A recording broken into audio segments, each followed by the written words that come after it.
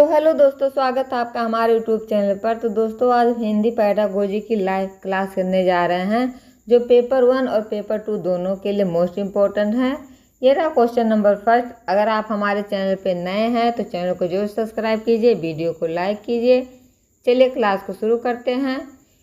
हिंदी को भारत के संविधान में किस प्रकार की भाषा का दर्जा प्राप्त है? ऑप्शन ए राजभाषा नहीं, ऑप्शन बी राजभाषा, ऑप्शन सी क्षेत्रीय भाषा या ऑप्शन नंबर डी सहायक भाषा।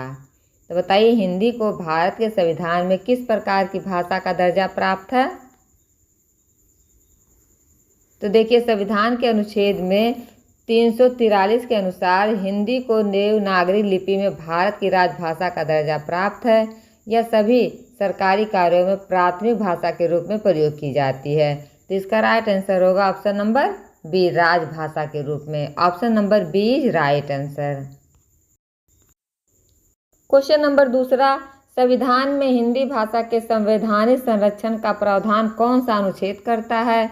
ऑप्शन ए अनुच्छेद 345, ऑप्शन बी अनुच्छेद 348, ऑप्शन सी अनुच्छेद 350 या ऑप्शन नंबर डी अनुच्छेद 351। तो बताइए, संविधान में हिंदी भाषा के संवैधानिक संरक्षण का प्रावधान कौन सा अनुच्छेद करता है? तो अनुच्छेद जो 351 के अनुसार दोस्तों, केंद्र सरकार हिंदी को प्रचलित करने और राष्ट्रीय भाषा के रूप में विकसित करने के लिए यह उपाय करती है। यह हिंदी के संवैधानिक संरक्षण की गारंटी भी देता है। तो इसका राइट आंसर होगा ऑप्शन नंबर डी, अनुच्छेद 351। Option number D is right answer. ये रहा क्वेश्चन नंबर तीसरा, हिंदी शिक्षण की कौन सी विधि बच्चों में भाषा कौशल विकसित करने में सबसे अधिक प्रभावी मानी जाती है? ऑप्शन ए संपर्क भाषा विधि, ऑप्शन बी अनुवाद विधि, ऑप्शन सी व्याकरण अनुवाद विधि या ऑप्शन नंबर डी व्याख्यान विधि। तो बताइए, हिंदी शिक्षण की कौन सी विधि बच्चों में भाषा कौशल विकसित करने का सबसे प्रभावी तरीका माना जाएगा?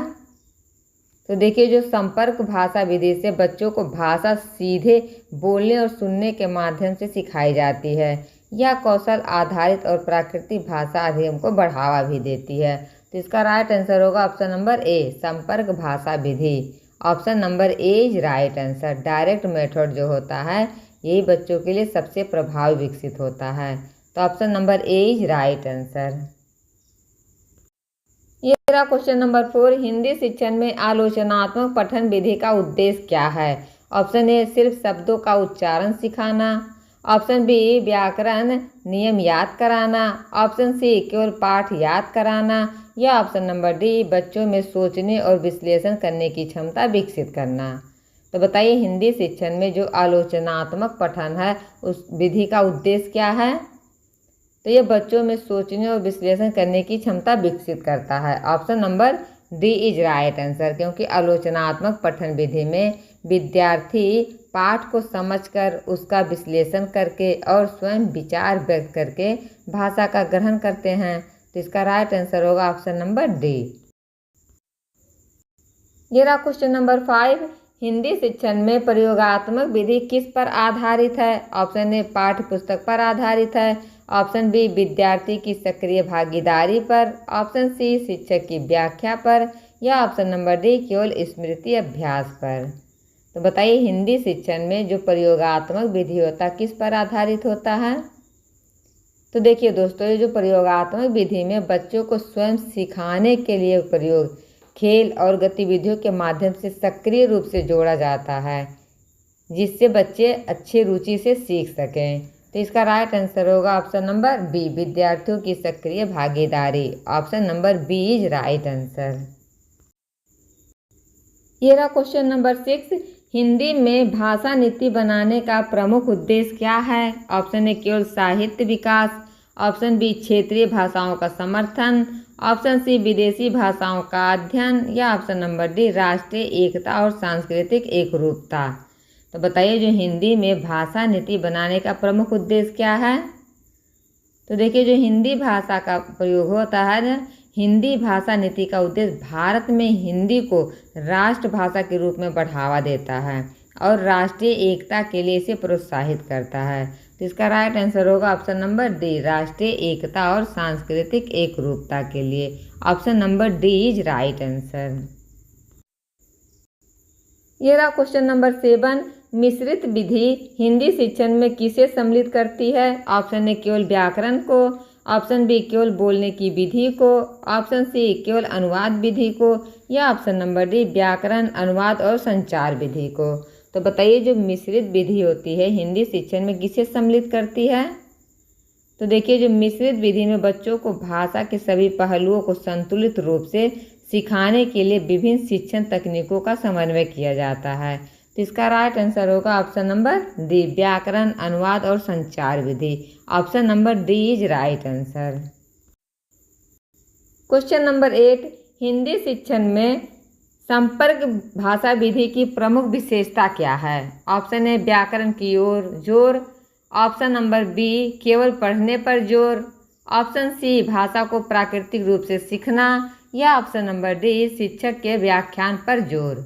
तो बताइए जो हिंदी शिक्षण में संपर्क भाषा विधि की प्रमुख विशेषता क्या है? तो देखिए जो संपर्क भाषा विधि में विद्यार्थी भाषा को सुनकर, बोलकर और अनुभव के माध्यम से सीखते हैं।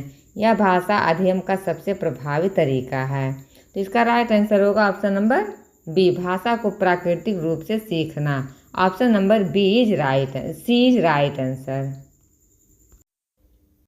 ये रहा क्वेश्चन नंबर 9, संविधान में हिंदी भाषा को किस वर्ष राजभाषा का दर्जा दिया गया? ऑप्शन ए 1950 को, ऑप्शन बी 1947 को, ऑप्शन सी 1965 को, या ऑप्शन नंबर डी 1971 को।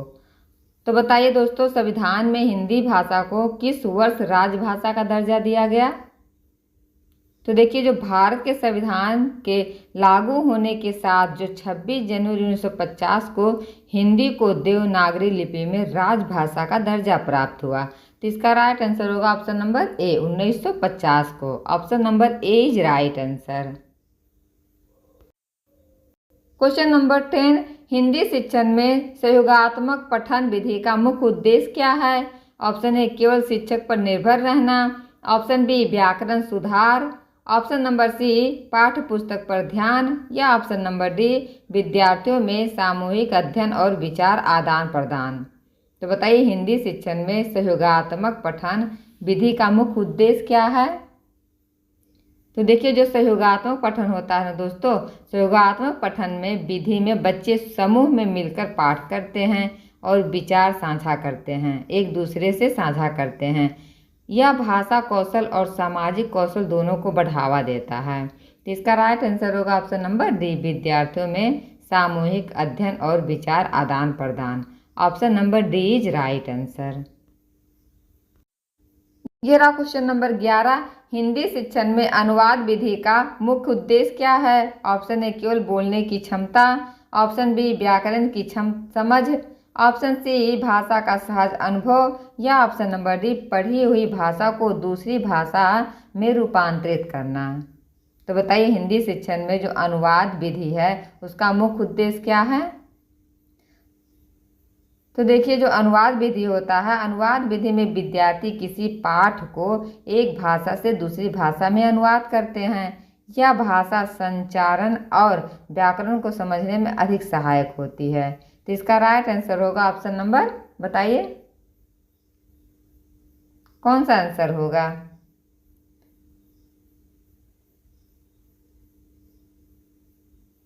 कमेंट बॉक्स में बताइए इसका आंसर।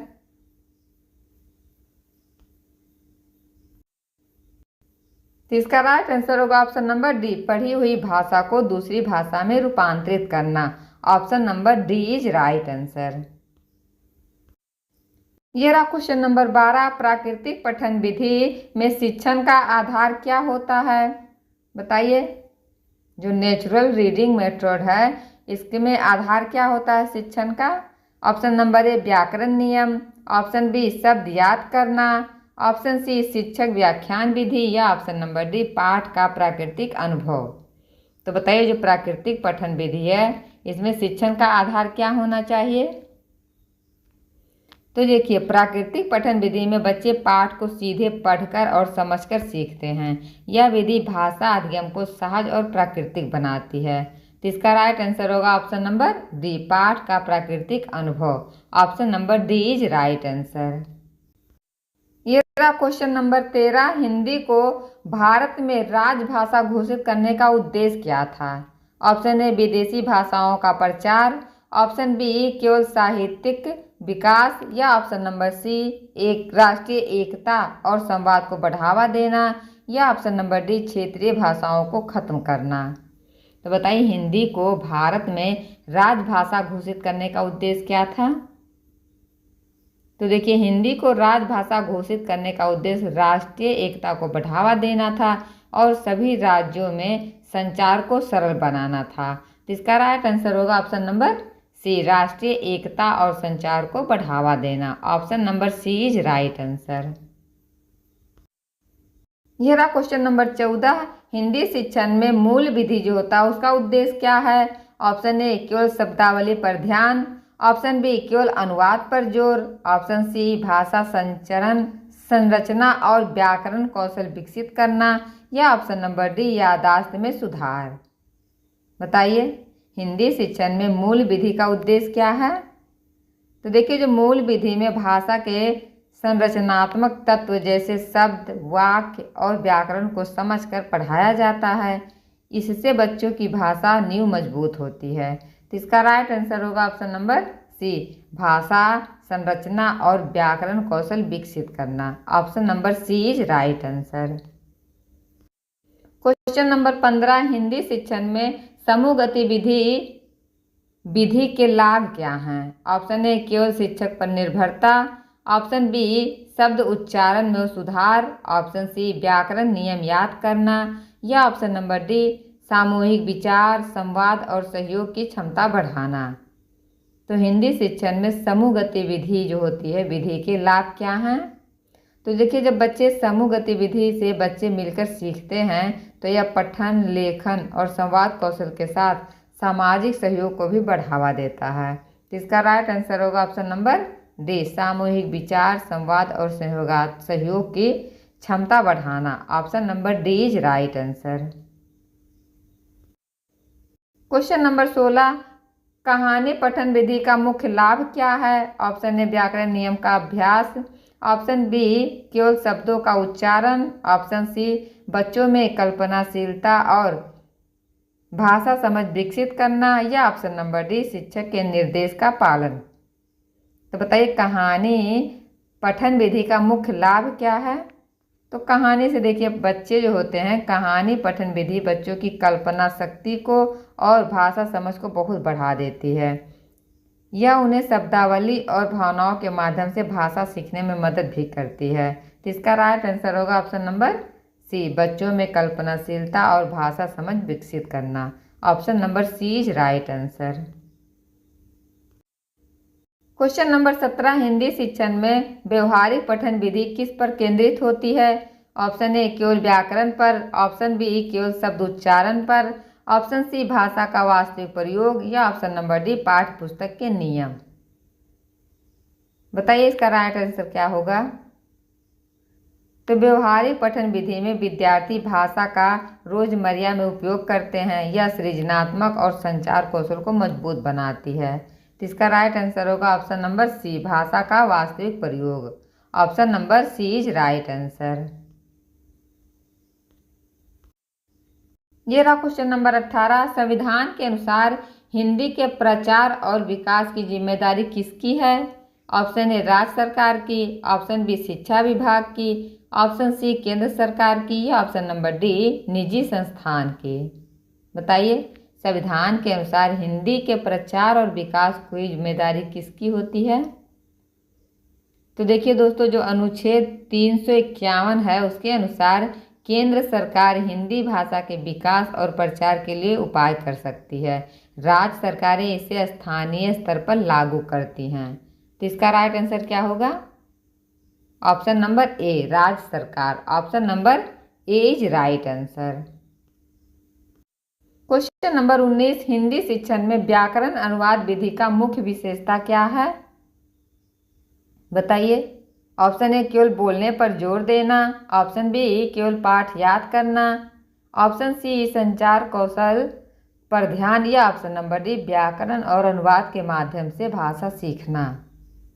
तो बताइए हिंदी शिक्षण में जो है व्याकरण अनुवाद विधि की प्रमुख विशेषता क्या है। तो देखिए जो व्याकरण अनुवाद विधि में विद्यार्थी भाषा के व्याकरण नियम सीख कर और अनुवाद करके अभ्यास करते हैं। यह पढ़ाई और समझ को बहुत मजबूत करती है।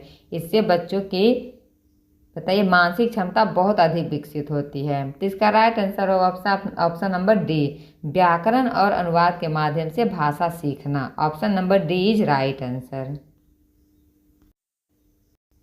ये रहा क्वेश्चन नंबर 20, हिंदी शिक्षण में समर्पित पठन विधि का उद्देश्य क्या है। ऑप्शन ए केवल शिक्षक निर्देश, ऑप्शन बी व्याकरण अभ्यास, ऑप्शन सी छात्र की ध्यान केंद्रित पढ़ाई और समझ, ऑप्शन डी केवल पाठ याद करना। तो बताइए हिंदी शिक्षण में समर्पित पठन विधि का उद्देश्य क्या है। तो समर्पित पठन विधि में विद्यार्थी विशेष पाठ पर ध्यान केंद्रित करते हैं और पढ़ते हैं। यह गहन समझ और विश्लेषण क्षमता को बढ़ावा देता है। तो इसका राइट आंसर होगा ऑप्शन नंबर सी, छात्र की ध्यान केंद्रित पढ़ाई और समझ। Option number C is right answer. Question number 21, Hindi शिक्षण में संगीतात्मक विधि किस उद्देश्य से प्रयोग की जाती है। ऑप्शन ए व्याकरण सुधार के लिए, ऑप्शन बी केवल शब्द याद करने के लिए, ऑप्शन सी पाठ पुस्तक का अभ्यास करने के लिए, या ऑप्शन नंबर डी शब्दावली और उच्चारण सुधारने के लिए गीत और कविता का उपयोग। तो बताइए इसका राइट आंसर क्या होगा। तो देखिए जो संगीतात्मक विधि में बच्चे गीत, कविता और ताल के माध्यम से भाषा सीखते हैं। यह उनकी स्मृति और उच्चारण कौशल को बढ़ावा देता है। तो इसका राइट आंसर होगा ऑप्शन नंबर डी, शब्दावली और उच्चारण सुधारने के लिए गीत और कविता का उपयोग। Option number D is right answer.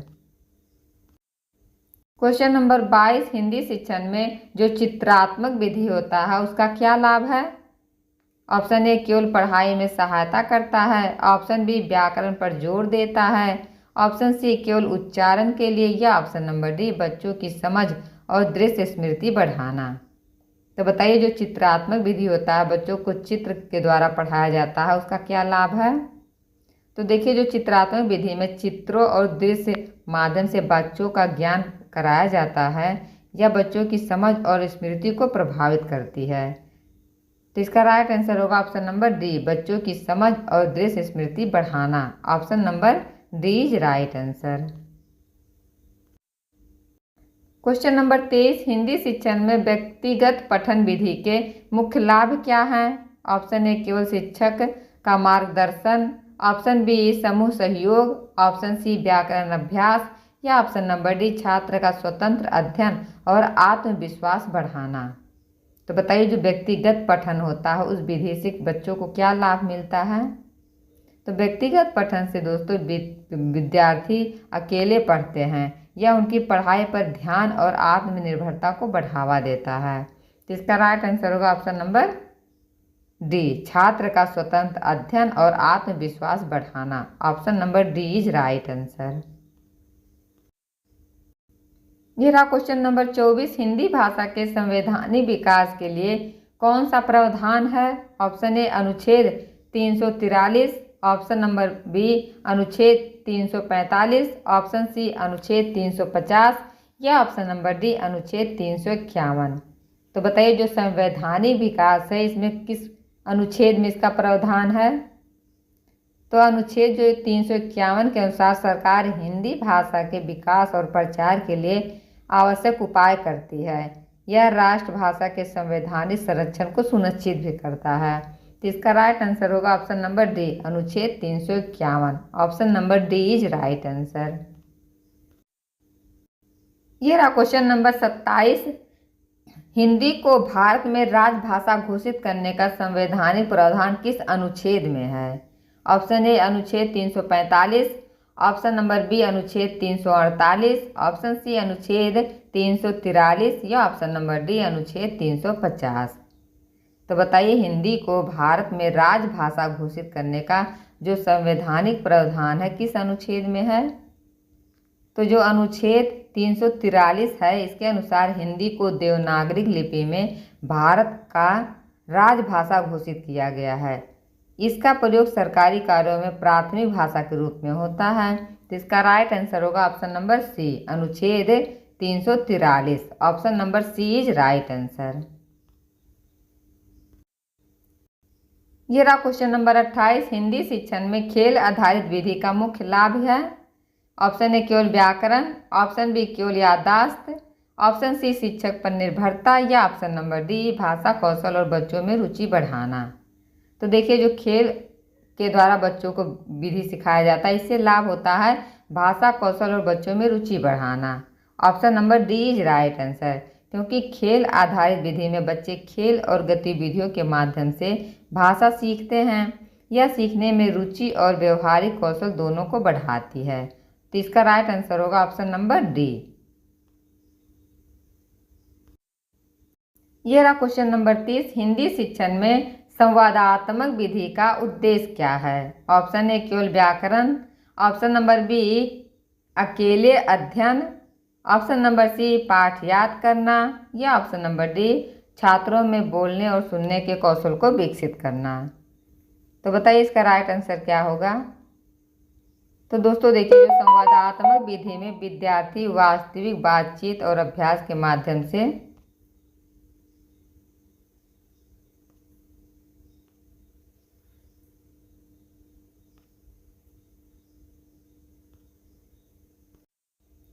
ये रहा क्वेश्चन नंबर 30। हिंदी शिक्षण में संवादात्मक विधि का उद्देश्य क्या है। ऑप्शन ए केवल व्याकरण सीखना, ऑप्शन बी अकेले अध्ययन, ऑप्शन नंबर सी पाठ याद करना, या ऑप्शन नंबर डी छात्रों में बोलने और सुनने के कौशल को विकसित करना। तो बताइए इसका राइट आंसर क्या होगा। तो जो संवादात्मक विधि है इसमें विद्यार्थी वास्तविक बातचीत और अभ्यास के माध्यम से भाषा सीखते हैं। यह संचार कौशल और आत्मविश्वास को बढ़ाता है। तो इसका राइट आंसर होगा ऑप्शन नंबर डी, छात्रों में बोलने और सुनने के कौशल को विकसित करना। Option number D is right answer. तो दोस्तों आपको वीडियो कैसा लगा कमेंट बॉक्स में ज़रूर बताइएगा। फिर मिलते हैं किसी नेक्स्ट वीडियो में, तब तक के लिए बाय बाय।